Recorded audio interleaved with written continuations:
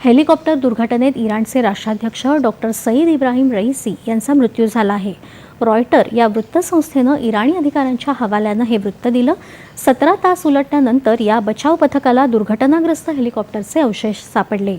या अपघातात हेलिकॉप्टर्समधील इराणचे परराष्ट्र मंत्री अब्दुल्ला हियान यांच्यासह पूर्व अझरबैजान प्रांताचे गव्हर्नर मलेक रहमती यांचाही मृतांमध्ये समावेश आहे। या शोधकार्यात खराब हवामानामुळे बचाव कार्यात अडथळे आले। तुर्कीकडूनही आवश्यक सहाय्य पाठवण्यात आलं होतं।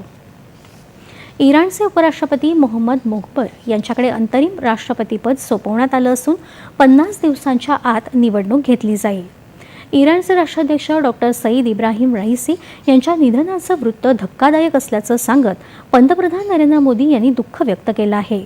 देशात उद्या 1 दिवसाचा दुखवटा पाळला जाणार आहे। सरकारी कार्यालयं आणि इमारतींवरील राष्ट्रध्वज अर्ध्यावर उतरवून ठेवला जाईल। केंद्रीय गृह मंत्रालयानं ही माहिती दिली आहे।